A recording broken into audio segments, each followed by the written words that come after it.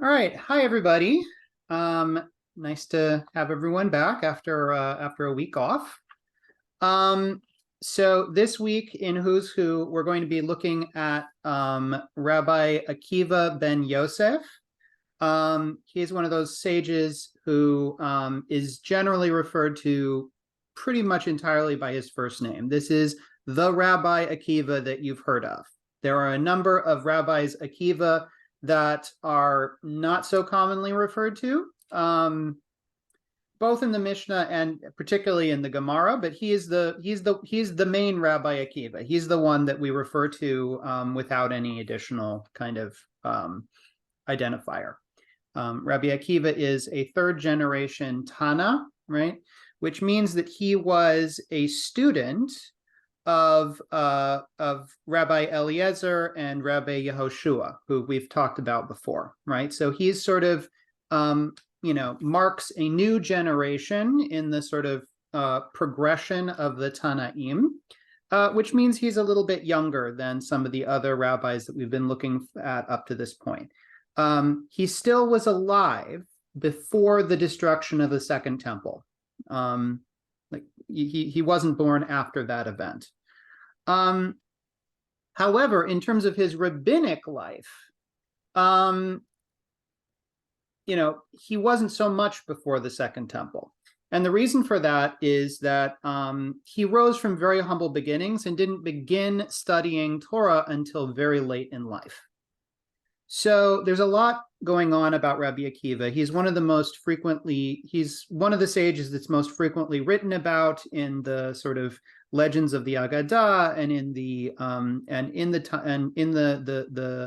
halachic literature as well. He's generally stands out as one of the greatest rabbinic sages of the Tannaitic period, and he's remembered with in absolutely glowing terms by the tradition. I'll get into a little bit of his legacy and all that as we move forward a little bit into our discussion of him. But as usual, remember that for his early life, we're relying primarily on rabbinic stories, right, on Agadah, some of which may be more or less accurate, and some of which may be more or less legendary. And it's a little bit difficult to distinguish the one from the other because the origins of these rabbis often end up being material for morally uplifting stories, right, on behalf of within the tradition, right? And that's really where we get the stories of their lives from. So as usual, right, when it comes to the sort of events of their lives, in a lot of these cases, we can sort of imagine that the Agadic literature is painting with a somewhat broad brush, but we can maybe rely on it for the broad outlines here, right? Incidentally, the term I'm using there of Agadah, just in passing, I'll point out that when we talk about rabbinic literature, and by rabbinic literature here, I'm specifically talking about the literature of the period, the rabbinic period, the period of the classical rabbis, right? The sages of the Mishnah and Gemara. That rabbinic literature is, at least classically speaking, divided into two branches. When we talk about the rabbinic literature, we divide it traditionally into halachic literature and Agadic literature, the halacha and the Agadah. The halacha, of course, is the recorded teachings of the rabbis concerning Jewish practice, right? This is the oral Torah proper as passed down by the rabbis from generation to generation concerning what is appropriate Jewish practice as understood by the rabbis, right? And usually takes the form of fairly pithy statements regarding what is the proper form of practice in relation to various sorts of mitzvot, what we do with regard to kashrut, what the law is regarding very specific situations that may crop up. That's halachic literature. There's also an enormous body of Agadah. Agadah comes from a Hebraic root, which means something which refers to like telling or recounting a story, right?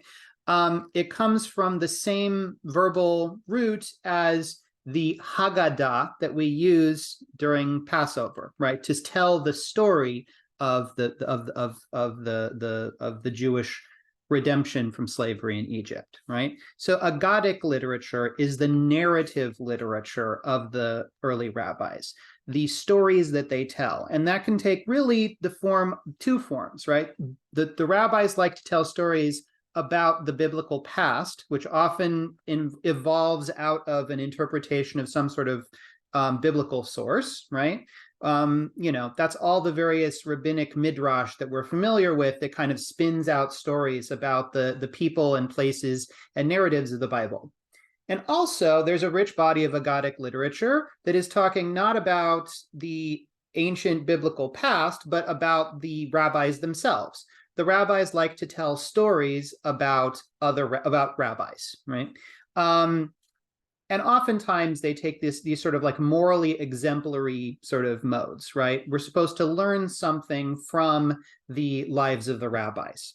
And so really, when we think about, rabbinic literature, we can kind of divide it into the legal literature and the narrative literature, both of which tend to be clumped together in the same documents, right? It's not as if there are some texts that are mostly halachic, and there are other texts that are mostly Aggadic, right? So like the collections of Midrash, right? There are definitely distinctions between the Midrash Halacha, which is mostly focused on deriving the basis for Jewish practice by interpretation of scripture, and Midrash Agadah, which uses interpretation of scripture to develop interesting narrative ideas and theological reflections, right?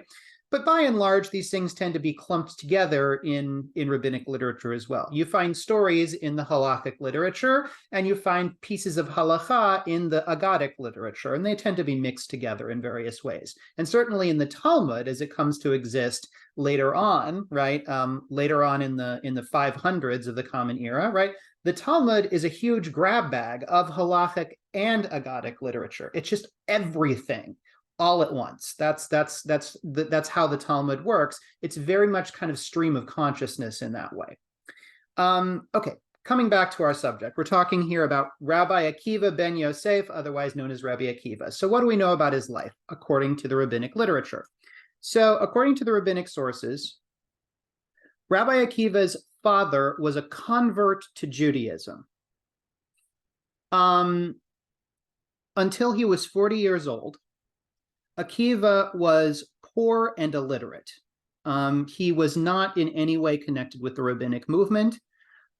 He was pretty much, he described himself later in life as who he was during this period as an am haaretz, literally person of the land, right? But remember that for the rabbis, like the salt of the earth, the people of the land, right, meant an ignoramus, someone who knew nothing about Jewish law. This was Rabbi Akiva for 40 years of his life. He lived a pretty, full life during this time. He was apparently married. He had one son. And he worked as a shepherd for a man named Kalba Savua, who was said to be one of the wealthiest people in living at the time before the destruction of the Second Temple. The story of Rabbi Akiva as Rabbi Akiva really starts sometime after the death of his first wife. And it really revolves around the woman who was going to become his second wife. There's a woman named Rachel. She's named Rachel in the literature. She's the daughter of Kalba Savua, right? This wealthy man that Akiva is working for as a shepherd. And according to the story, she approached him and she offered to betroth herself to him on the condition that he go to the Beit Midrash and study Torah.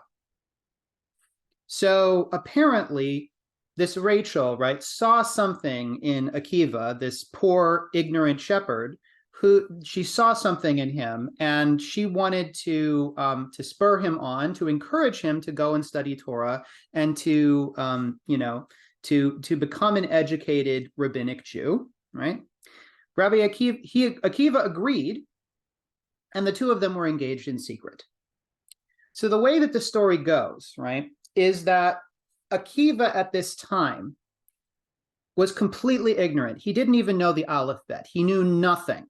So he and his son had to go and learn the alphabet from children, right? It's like they had to go and find some first graders to learn the alphabet from so that they could know enough to then continue their education. It was that they were starting, he was starting off that much from ground zero, from nothing. He went on to study, and eventually he became extremely learned. He's generally held up, as I said, in the tradition as one of the greatest Jewish scholars of all time.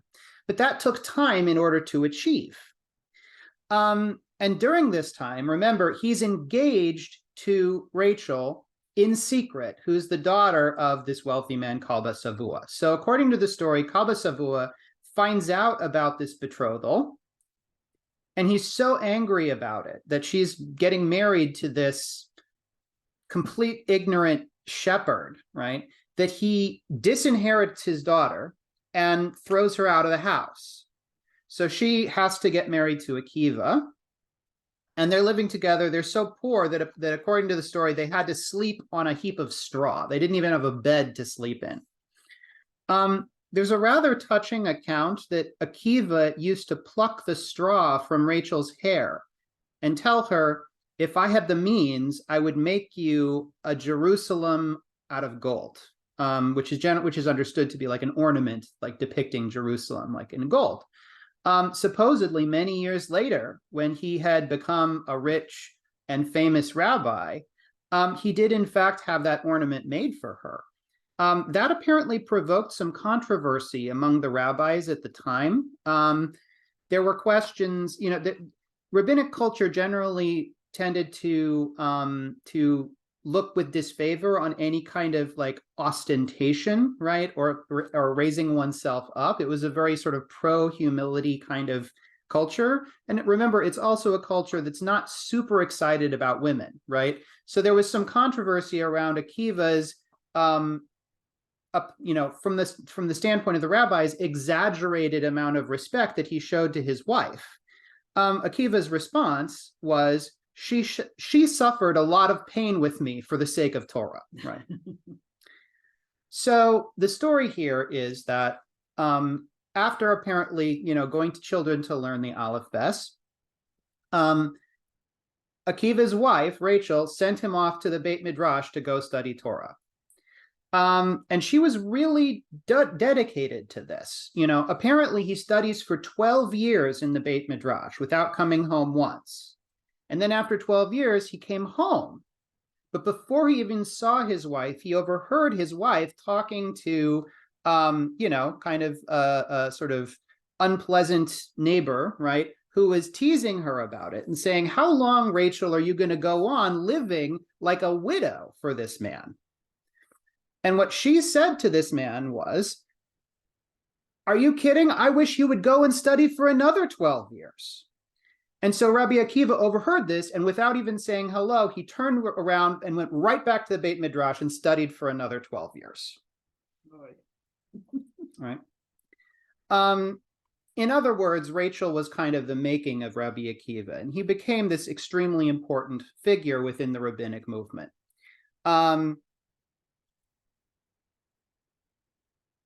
Speaking of his significance within the rabbinic world of his time, I think one of the best ways of illustrating this is to talk about the way in which Akiva plays a role. Like, there's a set of rules of thumb that later generations of scholars generally have adopted in terms of making sense of the halakhic literature produced by the Tanaim.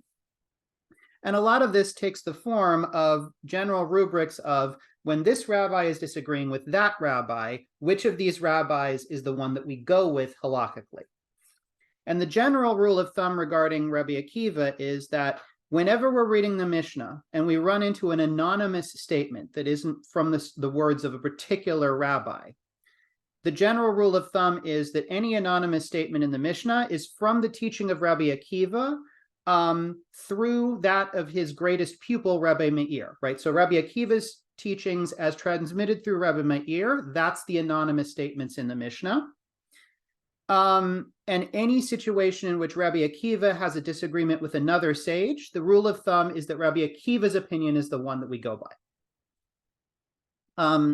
Supposedly, later on, Rabbi Yehuda Hanasi, who remember is the one who compiles the Mishnah in about the year 200, uses Rabbi Akiva and Rabbi Meir's knowledge and teachings as the basis according to which the Mishnah is arranged. So it's the creation of Rabbi Yehuda Hanasi, but in terms of its organization, in terms of its content, supposedly this is based on the teachings of Rabbi Akiva. So that's what a central figure Rabbi Akiva is within the halakhic tradition of Judaism. In addition to that, though, he's also an extremely important figure in the traditions regarding Jewish mysticism, right?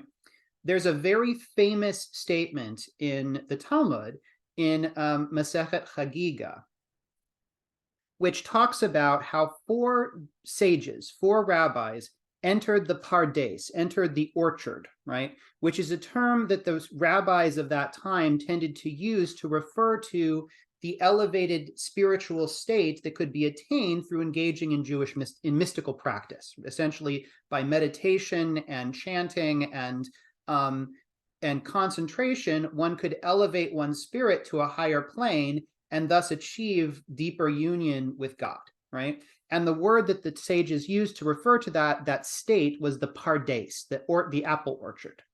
So it says that four sages entered the pardes. There was Ben Azai and Ben Zoma and Elisha ben Abuya and Rabbi Akiva. And the way that the way that teaching goes, it says Ben Azai, he went into the pardes and he died as a result of it. Ben Zoma went into the pardes and he lost his mind as a result of it. Elisha ben Abuya, who we will be talking about at some point, he went in and as a result, he uprooted the shoots. In other words, he became an apostate. He rejected Judaism altogether as a result of his mystical experiences. Rabbi Akiva, however, he entered in peace and he departed in peace. So at least according to that tradition and a number of other traditions that are connected with it, Rabbi Akiva is not only a great scholar of the halakha, he was also deeply involved in mystical practice and operated at an elevated spiritual level as well. So Rabbi Akiva, starts from very humble beginnings, rises to this position of tremendous authority and respect within the rabbinic world, and eventually becomes pretty wealthy himself along the way, right? Which is something that we often find with these rabbis. At least the story that gets told about them is that they generally, even if they start off poor, they ultimately end up, making their fortune, right? So if that's all we had to go on, then we might say that Rabbi Akiva led a pretty good life, right?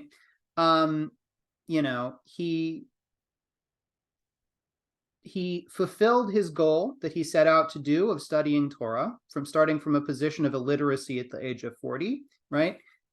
He was married to a woman who very much supported that project, right? He attained a great deal of respect and honor within the rabbinic community that was his community. Unfortunately, the end of his life isn't necessarily as happy as the beginning of his life. And as part of what we're talking about here with regard to that, this is going to be, I think, our sort of beginning point for talking about the Bar Kokhba revolt. So we've talked already about the Great Revolt, the first Jewish war that ultimately led to the destruction of the Second Temple at the hands of the Romans, right?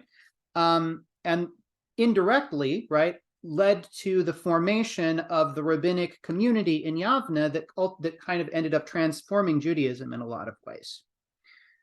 Unfortunately, that wasn't the end of the troubles of the Jewish people living in Eretz Yisrael, in the Roman province of Judea at the time. After the temple's destruction, the situation in Judea, it was never exactly easy. There was always some unrest going on. At least at first, the rabbis seem to have tried to maintain the peace with Rome, to sort of, toe the line and not, get the hammer down on them, right? The lesson learned by those early generation of rabbinic sages was very much that the zealots had been wrong in their approach, and that the important thing was to preserve the Torah and not to anger the Romans by engaging in warfare with them. Nevertheless, there continued to be trouble and unrest throughout the province during that period of time, particularly later on, as a series of poorly chosen Roman governors ended up being appointed over the province. The one who seems to be remembered as the really bad one was a man named Quintus Tineius Rufus, who, in addition to being a fairly poor administrator, he enacted a number of unpopular changes to administrative law and the agricultural system, which ultimately led to a worsening economic situation in Judea at the time. But also, Rufus was extremely anti-Jewish, right? He was particularly involved in oppressing the Jewish populace. He enacted a number of pieces of legislation and policy that were very specifically targeted against Jews and Jewish practice. He did a variety of things to anger the Jewish populace. And then on top of all of that, about the year 130 of the Common Era, the emperor of that time, who's Emperor Hadrian, made the fateful decision to build a new city on the ruins of Jerusalem. The new city was going to be called Aelia Capitolina. And part of the plans for erecting this new city was that he had plans to plow up the ruins of the temple and erect a new temple to the Roman god Jupiter on the site of the temple, on the Temple Mount. So needless to say, this was widely regarded as a bad idea by the Jewish populace of Judea at the time. And in fact, it sparked off a new rebellion, right? A new great rebellion against Roman rule.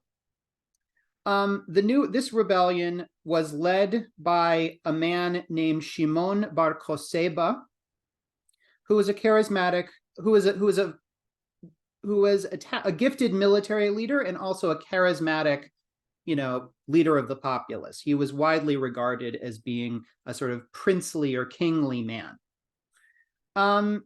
Rabbinic opinion was divided on Bar Kokhba and his rebellion.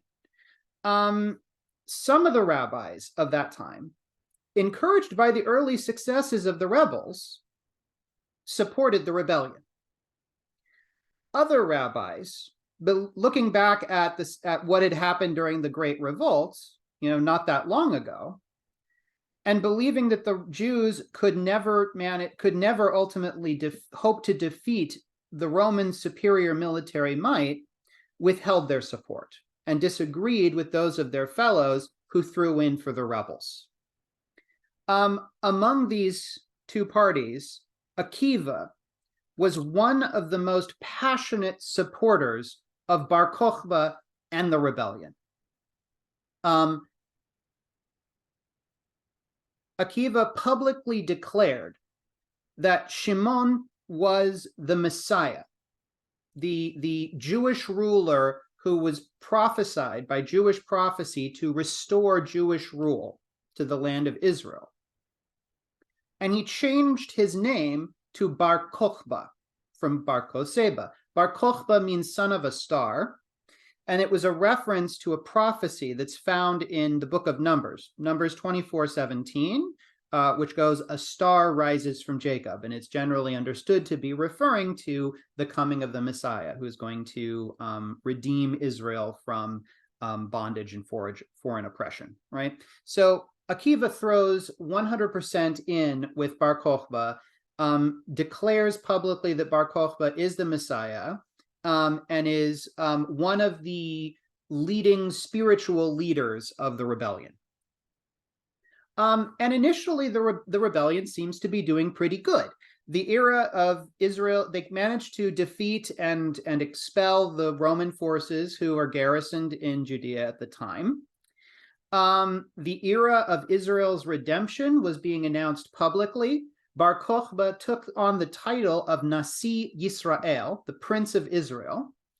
And they were even starting to engage in a variety of governmental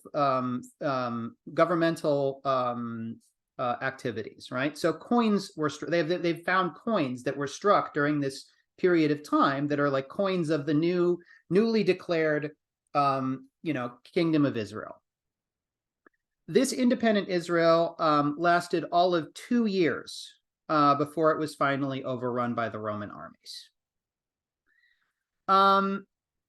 I'm not going to go into the full military history of the thing because, frankly, that's not really my area of specialty. And, it's also, frankly, depressing, right? The Romans came in. As usual, they had way more troops and a much more highly trained army. They end up slowly over time taking back the territory that they had lost until eventually the newly declared, Israel was overthrown, and a great many of the rebels were either killed, right, after making a desperate last stand in various places, or seized by the Romans. Of particular significance for everything that's going to come after this is the Roman crackdown in response to this rebellion, which was, in some respects, considerably harsher than the crackdown after the Great Revolt back during the time of the destruction of the Second Temple. It was extremely harsh. The rebels and anyone associated with them were executed, oftentimes in extremely grisly ways. In particular, Jewish tradition remembers 8 members of the Sanhedrin, including Rabbi Akiva, who were arrested and put to death by various means of torture. According to the martyrology that traditionally is read in synagogues on the afternoon of toward the end of the service on Yom Kippur morning services, Rabbi Akiva died flayed by iron combs, which is like one of the most horrific, ways that a person could be put, and slow ways that a person could be put to death. In addition to that, obviously, Jewish villages throughout the province were pretty much razed to the ground. Like archaeologists who've done the work, generally find that, it's hard. Every single Jewish village that they managed to dig up from that period of time was razed, shows clear signs of having been destroyed at that exact time, more or less at that exact period of time. Thousands of Jews were enslaved or displaced. This really began, if the Jewish diaspora, right, had been sort of going on bit by bit throughout this period of time, right, it was the Roman crackdown after the Bar Kokhba revolt that really accelerated the process by which, the land of Israel was beginning to be more or less emptied of Jewish people. The few remaining Jewish settlements all were kind of around the sort of edges of the province. There was a small community still up in a number of small communities still up in the Galilee, and that's pretty much where most of the remaining rabbis relocated to for the remainder of the Tanaitic period. But on top of all of that, this was a period of when Jewish religious and political authority were heavily and brutally suppressed by the Romans. They outlawed Torah study. They outlawed the Hebrew calendar. It was forbidden to insert leap years to do an intercalary month. It was forbidden to do all the business associated with the Jewish calendar. The Torah scroll, there were Torah scrolls that were seized and then ritually burned in the new temple to Jupiter that was erected in the site of the old Jewish temple, right? And people who were caught being involved in the public study of Torah were arrested and put to death. Supposedly, that's how Akiva ultimately met his end, was that, he survived the rebellion itself, but according to the stories that are told about him, he was arrested pretty soon after for continuing to publicly study Torah after the Romans had outlawed it. There's a fairly well-known, once again, agadic story about Akiva at the end of his life that is maybe fairly illustrative of the kind of person that Akiva was. that I, and felt like a pretty decent piece of text to share for this fellow. So I'm gonna share the screen and we can take a look at it. This may be one that some of you, well, probably many of you maybe are fairly familiar with. It's I know that the text of this is in, for example, the Reconstructionist version, at least, of the martyrology material for Yom Kippur. Can I get someone to volunteer to read the first couple of paragraphs for us? I'll read, Rabbi. Thanks, Sharon. Right. The sages taught one time after the Bar Kokhba rebellion, the evil empire of Rome decreed that Israel may not engage in the study and practice of Torah. Pappos ben Yehuda came and found Rabbi Akiva, who was convening assemblies in public and engaging in Torah study. Pappos said to him, Akiva, are you not afraid of the empire? Rabbi Akiva answered him, I will relate a parable. To what can this be compared?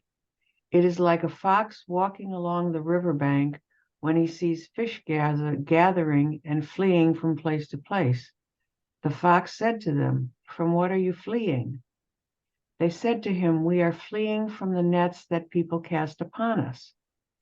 He said to them, do you wish to come up onto dry land and we will reside together just as my ancestors resided with your ancestors? The fish said to him, you are the one of whom they say he is the cleverest of animals. You are not clever, you are a fool.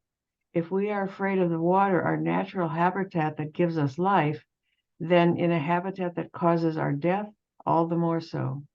Can I get someone else to volunteer to read the last couple of paragraphs here? All right, Eileen. So too, we Jews, now that we sit and engage in Torah study, about which it is written, for that is your life and the length of your days, in Deuteronomy 30:20. We fear the empire to this extent. If we proceed to sit idle from its study, as its abandonment is the habitat that causes our death, all the more so we will fear the empire. The sages said, not a few days passed until they seized Rabbi Akiva and incarcerated him in prison, and seized Pappos ben Yehuda and incarcerated him alongside him. Rabbi Akiva said to him, Pappos, who brought you here? Pappos replied, happy are you, Rabbi Akiva, for you were arrested on the charge of engaging in Torah study. Woe unto Pappos, who was seized on the charge of engaging in idle matters.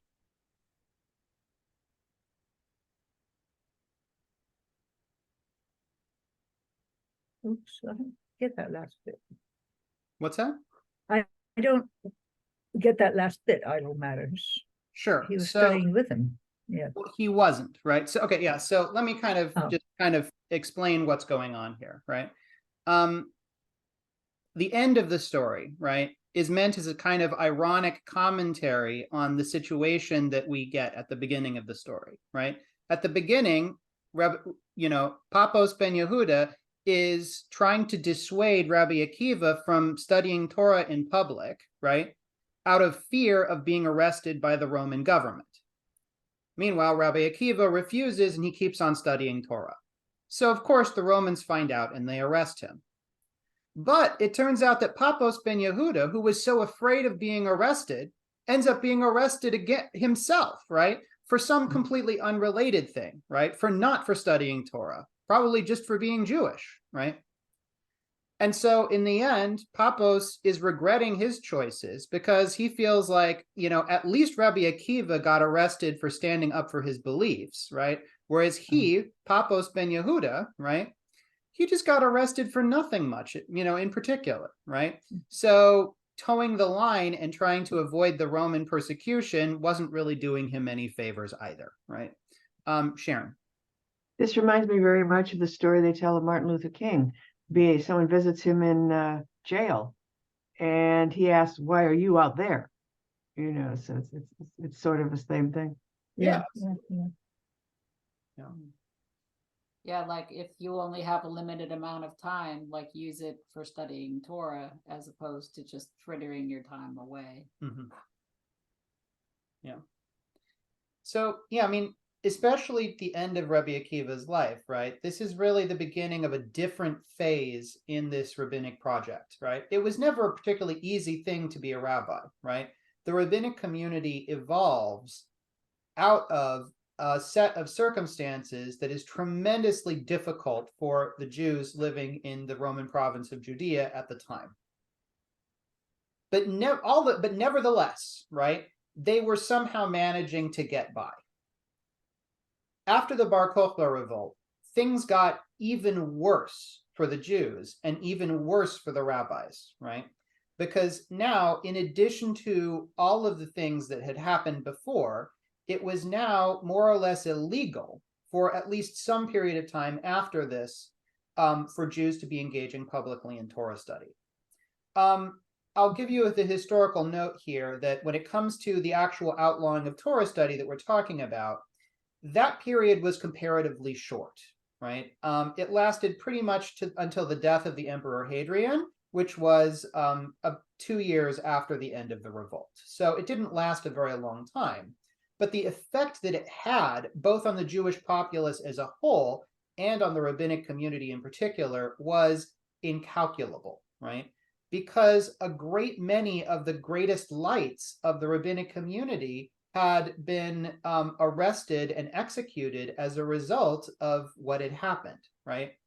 And remember that this isn't the first time that that's happened, right? So, it's a series, these events kept happening, right? And every time something like this happened, every time there was a crackdown, it caused a further disruption in the chain of transmission of the Torah. It caused a further disruption in the practice of Judaism, right? And it made it more and more difficult to maintain a continuity of rabbinic Jewish culture within Eretz Yisrael itself. The end of the Tanaitic period, which we'll be getting to eventually here, we've still got a few more Tanaitic sages to explore before we really want to move on beyond the Tanaim, right? Ends about 75, 80 years after this, right? And during that time, right, the Jewish population is to a pretty great extent kind of draining out of the province, right? The rabbis try and put a block on that by speaking out extremely harshly against anyone who's moving away from Eretz Yisrael. They regard those folks as kind of traitors, in a sense. They forbid relocating outside of the land. But nevertheless, the Jewish community is kind of flowing away because of the harsh political and religious and cultural repression that they're facing under the Romans at that time. And it's perhaps not coincidental, right, that while during the period of the Tanaim that we've been discussing, the absolute center of rabbinic culture is and remains in Eretz Yisrael. Only a few decades later, in the period of the Amoraim, after the Mishnah has been compiled, by that point, the center of rabbinic culture has pretty much shifted over into Babylon, and that continues and continues and continues, right? Because because so much repression, right, is ultimately going to result in people moving to areas where there isn't that same kind of oppression, right? And living in the Babylonian community was, comparatively speaking, easier for Jewish people than it was under the Romans during that period of time.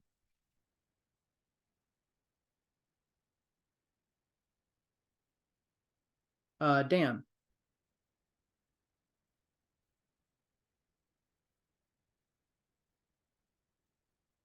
Go ahead.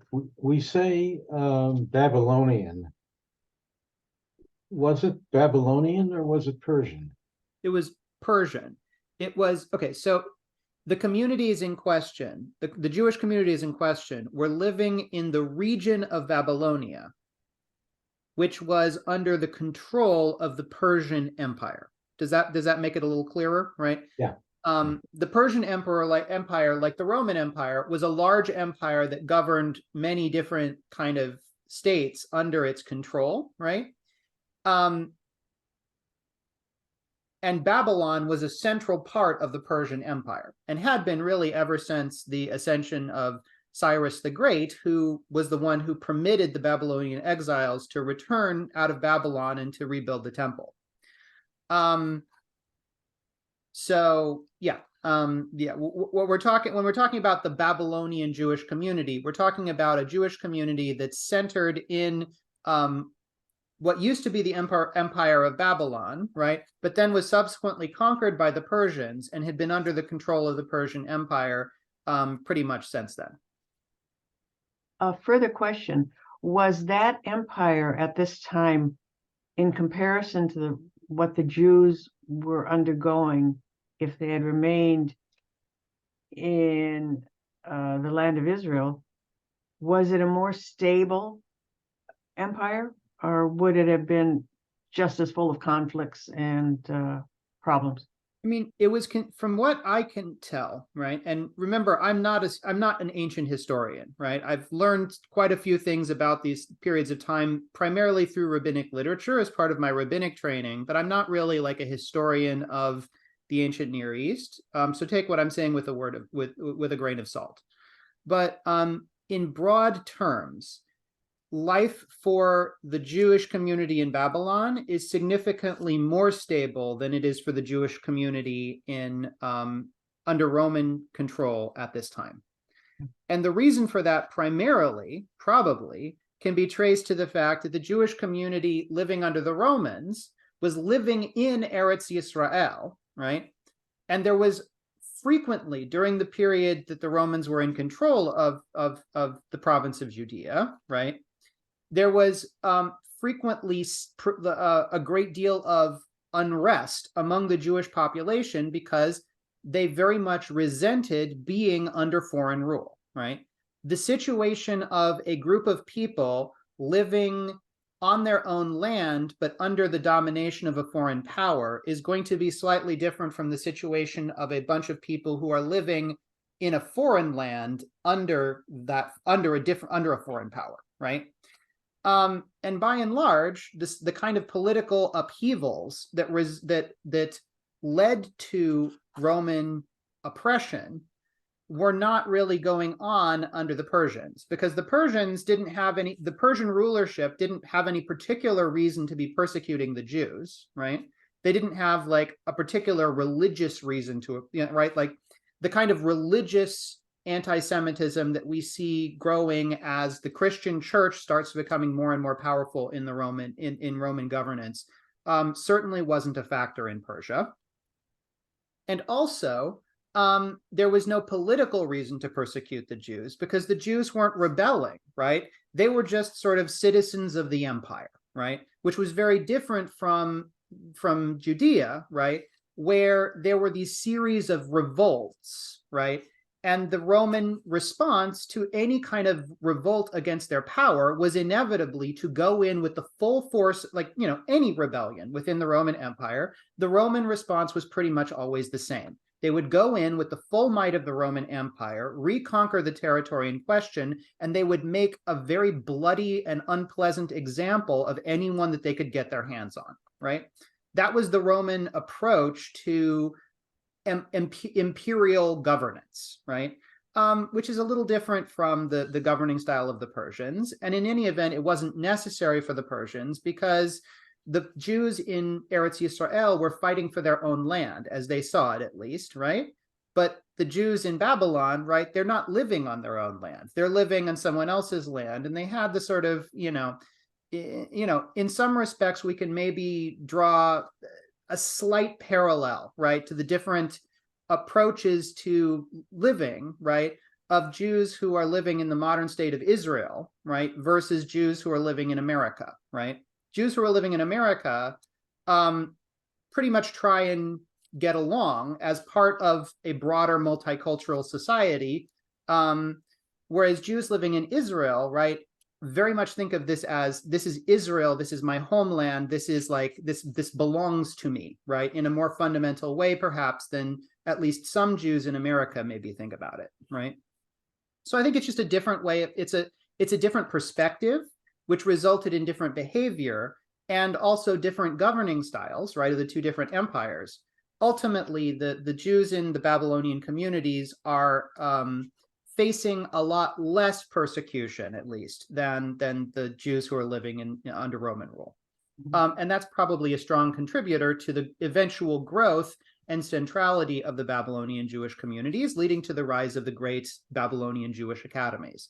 And that doesn't really change much at all up until the point when, Islam begins to rise, and there are, of course, and then there end up being, eventually some issues being faced by Jewish communities in those areas under Islamic rule, under Muslim rule.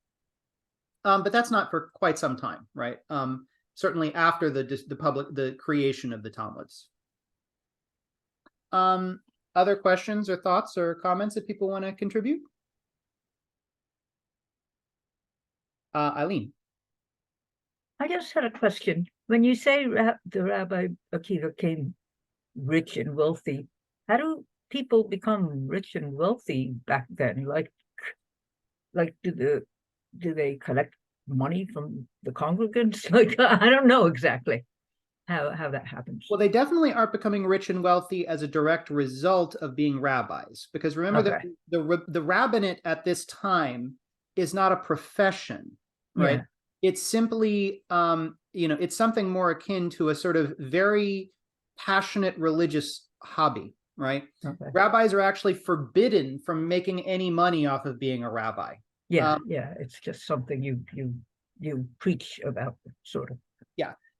The whole pattern that we find in the narratives about the rabbis of how like these poor rabbis ultimately end up becoming wealthy, it's a little bit hard to check, if you get what I'm saying. Okay. To some extent, the change in Akiva's fortunes can be traced, at least in the literature, to the fact that eventually Kalba Savua, right? Remember his like extremely angry father-in-law, eventually relents, right? There's a story about how eventually Kalba Savua repents of like treating his daughter so harshly. And so he goes to the greatest rabbi of his region to, ask to find a way to get him out from underneath the oath that he took to disinherit his daughter. And then surprise, surprise, surprise, the very rabbi that he goes to consult about this ends up being Rabbi Akiva. And so Rabbi Akiva asks him, if you knew at that time that you made the oath that your son-in-law would end up becoming a great man, would you have made this oath? And Kalba Savua responds, no, of course not. No, if he had no, known even 2 halachot, I would have for sure not made that oath. And so Rabbi Akiva then reveals that he himself is that man, right? And he's this great rabbi and everything like that. And so this was a standard procedure that the rabbis of the time used to help people get out from under oaths that they had subsequently come to regret, which is the rabbinic principle is if later on news comes to light that makes you realize that you shouldn't have taken the oath, right? If you knew this now, if you knew this, if you knew then what you knew now, you would not have taken the oath, then you can be forgiven from taking the oath. This was something that was kind of standard rabbinic practice at the time, and that's what's kind of at play in that story. But yeah, so, she is re-inherited. Rabbi Akiva gets they get half of his wealth, right? So that's part of how he gets a little bit more wealthy. But pretty much it's respect, I think, that most of the rabbis get is. Yeah, absolutely. Being a rabbi at the time was very much a respect thing and not a monetary thing, at least directly, right? But respect, as we know, can often lead to opportunities to get wealthy, right? And that may be part of what's in play there, right? Okay, thank you.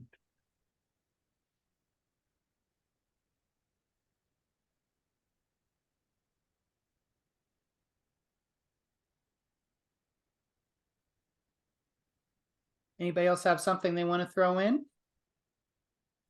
Was Rabbi Akiva one of the ones that had like a close relationship with one other specific rabbi?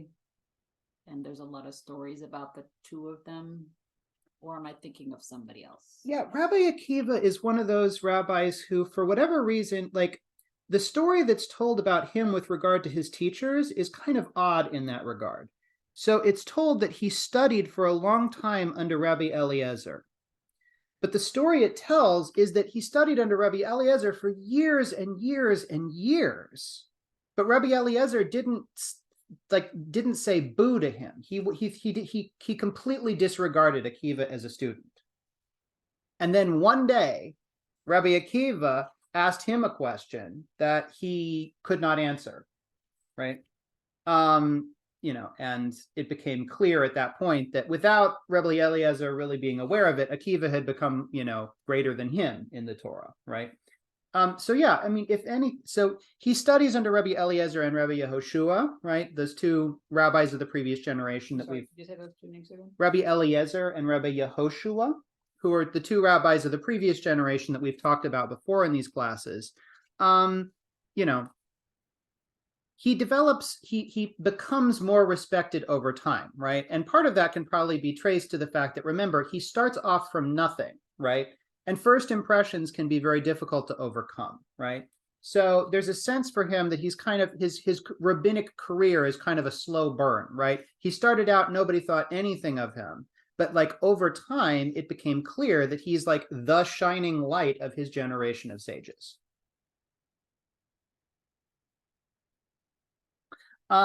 Mickey's asking, what's the connection between Rabbi Akiva and Lag BaOmer? So good question, Mickey. Thanks. So here's the connection with the connection in the tradition between Rabbi Akiva and Lag BaOmer is the widely held belief in the tradition. So according to the tradition, Rabbi Akiva had 24,000 disciples. This is an absurd number of disciples for one person to have, but this may, it may be hyperbolic, but at any rate, that's the tradition. So according to the tradition, Rabbi Akiva had 24,000 disciples, but his disciples were punished with death from heaven. They were basically they were fated to die because they did not respect one another. And so all 24,000 of his disciples were, died.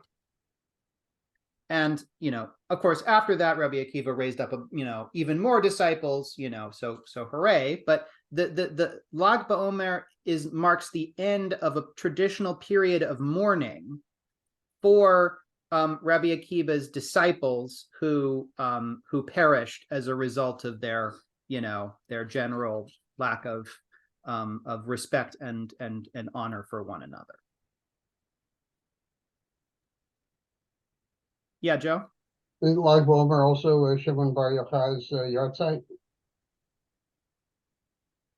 Because that's where, all the celebration is by, in Meron for Lag BaOmer is where Shimon Bar Yochai is buried. It may be, but honestly, I'm not 100% sure about that particular point. I'm sorry, Joe. Okay. Yeah, great. Joe, are you talking about Bakachbar? No. It's a different Shimon. The Shimon Bar Yochai and his son.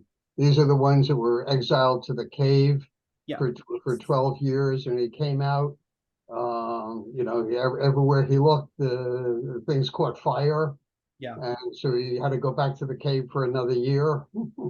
Yeah, at some point we'll probably end up touching on Shimon Bar Yochai during one of these as well. Shimon Bar Yochai, at any rate, just for briefly, Shimon Bar Yochai is a sage of the next generation after Rabbi Akiva, and he's a student of Rabbi Akiva.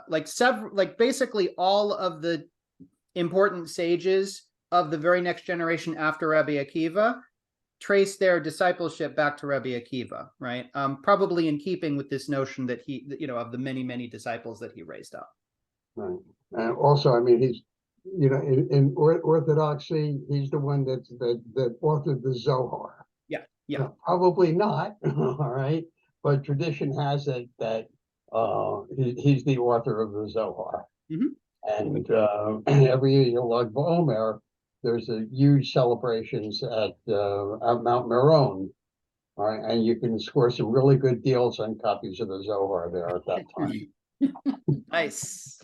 No autograph copies, though. So, Mickey, I was also thinking about, this not seeing his wife for 24 years thing. I guess that was before the halachot about coming back to your wife if you were a traveling, worker of some kind. What was it? Every like 3 months or something? I forget the exact. Yeah, well, and technically, like scholars are supposed to, like their period of ona'ah is actually supposed to be a week, right? So scholars are held up to a higher standard on that than like a camel driver, for example.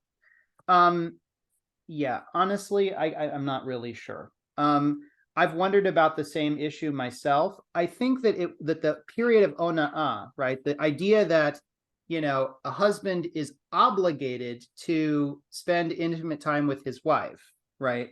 From what I understand, that tradition was already in effect probably at Rabbi Akiva's time. The difference in Rabbi Akiva's case, I think, is more along the lines of, right, his wife, remember, was particularly passionate that he should become a powerful Torah, like a great Torah scholar, right? So I think that in the stories, once again, right, these are almost folk stories that are told about them, right? In the sort of hyperbolic folk tradition about Rabbi Akiva and his wife Rachel, I think that the idea that's being expressed there, right, is that she was this absolute paragon of wifely self-sacrifice for the sake of her husband becoming a Torah scholar, right? And so for the sake of that, right, the story is these like 24 years of of being away from her, right? It's hard to imagine that actually like happening in a relationship, especially given that we're talking about Eretz Yisrael, which is not the world's hugest patch of land, right? So he would have theoretically been able to go back and visit her, but the story's not so dramatic, right? If they see each other during those 24 years. So, right, like all of these stories are very much like, it's like a folk story, right? It's like Paul Bunyan, right? Like nobody was ever that big and nobody was ever able to dig the Grand Canyon by dragging their axe handle behind them or whatever, right? But it's like, it makes for a good yarn. And I think that can very much be found in these stories that we tell about the rabbis. There's probably some basis in the actual biography of the individuals in question, but like, it's not like, it's not the same kind of standard of historical accuracy that we expect from like a historical text or something like that. He certainly would have been very old. Yeah, well, he lives to be 120 some, at least according to the tradition, which is reasonably old, right? Especially at that time. No questions? Yeah, I think like so with these stories, these like rags to riches stories, it's like if you too study Torah, you have this possibility of being wealthy or being elevated in your community. So there's this big incentive, and these I think I emailed you about the idea of origin stories, like superhero origin stories. And now we have these rabbi origin stories that, it almost sounds like some of the, Stan Lee stories. Absolutely. This is very much like Peter Parker kneeling by his dying uncle, right? Who's telling him that with great power comes great responsibility. You could absolutely see that kind of like hyperbolic, approach, right? I could totally see a Marvel comic about some of these rabbis. I mean, especially Shimon Bar Yochai, but absolutely. I've seen these in comic form. I remember, going to like a store in Muncie, and yes, they are in comic form. I'll bet, yeah. Did we have another hand up somewhere? I'm not sure. Okay, Sharon. Oh, just to pick up on what Mickey said. When I was little, there were classic comics that told you about, they were telling famous stories, but written for children. And there were a lot of them that were Old Testament stories. And then when you get to the Old Testament, they're not in there. No. And it's all midrash. But, I'd be looking through the Torah and where is that story? Not there. But it's like, we tell stories, right? People do tell stories, and that's, it's part of the folk tradition of any people, right? And these stories kind of build on one another over time, and they're rewritten for different generations and different kind of mores and different values. It's, there's the high culture, right, of like what the scholars of a people are producing, and then there's maybe like the slightly lower culture of what like the storytellers are producing, and those things interact with one another in all sorts of interesting ways. Jewish culture contains all of that, right? We've got, for every sort of like highly academic, abstruse analysis of the halakha or whatever, we've got a variety of just wild stories about various rabbis or various biblical figures that exist almost certainly at least as much to like excite the listener as they do to like teach some sort of like specific lesson about what we think actually was happening in biblical times. It's like the comic books of their age, Yeah.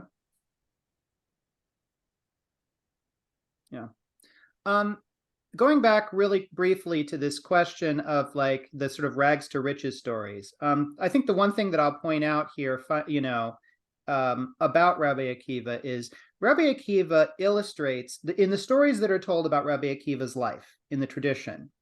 He's interesting because he illustrates really two completely different and conflicting perspectives that the rabbis have about the impact that studying Torah is going to have on a person's life. And I think it's really significant that the rabbis seem to have simultaneously believed both of these things. In his beginning story, in his origin stories, the Rabbi Akiva's life, or the stories told about it, reflect this fundamental rabbinic belief that God takes care of his own, right? That people who engage in the passionate study of Torah, who devote themselves to serving God, right? Ultimately, things are going to go well for them. God will reward those people, right? There's a lot of stories that the rabbis tell that the basic idea of which is, if you trust in God, then you can rely on God to carry you through, right? And Rabbi Akiva and how he rises out of nothing and becomes wealthy and respected and well-known and beloved, right? Like that's very much in that genre of God rewards the faithful kind of story, right? And that's something the rabbis believed. But the end of his life is also illustrative, right? Rabbi Akiva is held up as an example in the tradition precisely of like the paradox of the highly righteous person who suffers a horrible fate, right? His death is contrasted with the piety of his life, right? And is something that the rabbis really wrestle over. And a number of stories that are told about his death really seem to be wrestling with this problem of how do we reconcile within ourselves the sufferings of a pious person, right? Doesn't God take care of his own? And this is illustrative of a completely different rabbinic perspective that also was upheld by the rabbis, this notion of Yisurin Shel Ahava, right? The idea that even though in general maybe there's a reward of some kind for piety and engaging in the Torah, that also sometimes we find that precisely it's the great sages who are very pious and moral and righteous who end up suffering horrible things in their lives. And the rabbinic explanation for this is with reference to the idea of Yisurin Shel Ahava, that sometimes God loves somebody so much, right, that God takes out all of their punishment in this life so that they can have so that in the afterlife they can have a complete unadulterated positive experience, right? In other words, reserving some of the pretty much all of the reward for the person's afterlife. And so maybe they suffer more in this world, right? Or the alternate interpretation of that for the rabbis is this idea that sometimes a sage might take on suffering to themselves intentionally, right? Like accept divine punishment onto themselves intentionally, basically as a way to generate merit, right? To become even more pious and more righteous, right? All of these were rabbinic ways of wrestling theologically with the basic problem that we find in our tradition, right? Which is that in times of persecution and oppression in particular, right? Even and sometimes particularly the most righteous and pious and greatest exemplars of the Jewish people, end up suffering really bad fates. And nevertheless, right, we still somehow have to maintain our belief and our faith in this idea that Torah study is a net positive thing, right? And so the rabbis wrestle with this theologically in a number of interesting ways. And Rabbi Akiva's life, particularly the end of his life, ends up being kind of an important hook on which rabbinic reflections about suffering of the righteous, a lot of those reflections end up being hung on the hook of his life's end. Joe. Yeah, there's also a tradition that before a person is born, he's shown his entire life, and you have to agree to live that life before you get born. So all that suffering. Then the other part of that is that it can take on the suffering, or at that point in time, even before birth, take on the suffering to alleviate the suffering of others. Yeah. I'm thinking of one particular story of a hunchback who wants to marry this very beautiful girl, and what are you talking about? I've got so many famous, wonderful suitors, and rich suitors, and you're a poor hunchback. What's this? And he convinces her, he tells a story that he's like this because he agreed to take this on so that she would be as she is. Mm. And when she sees the sacrifice that this guy has made for her, she agrees to marry him. Yeah.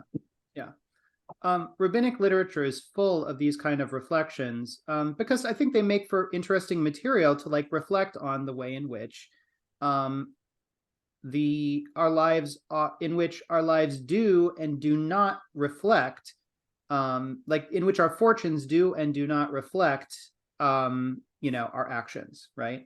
And both of those things are things that we can sometimes observe in people's lives. Sometimes we see someone seeming to be rewarded for their good actions in this world, and sometimes we don't. And living in the ambiguity of that is kind of a necessary thing for human beings, because that's the world that we live in. And so it's something to be reflected on. The tradition goes that to the very, very end, right? Remember, Rabbi Akiva is tortured to death.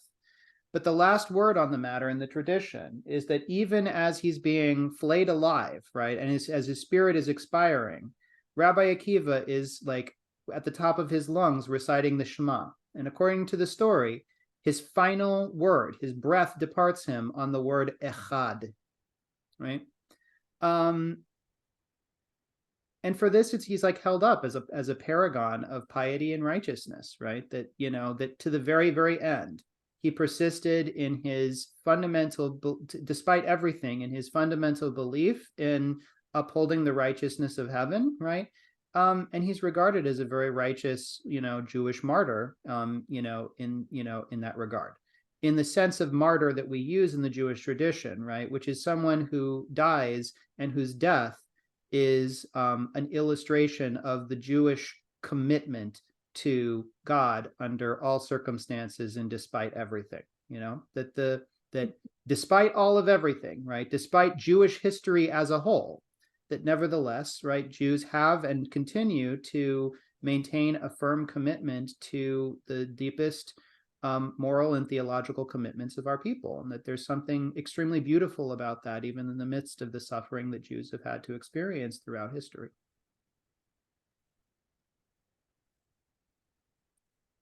All right, I think maybe we can kind of finish it up there. Seems like a pretty good place to end. I promise the next one won't be quite so much of a bummer in terms of the later part, but we'll see how it goes. I'm gonna stop the recording now. Good to see everybody here, and can't wait to jump in next week. Thank Well, thank you, Rabbi. you.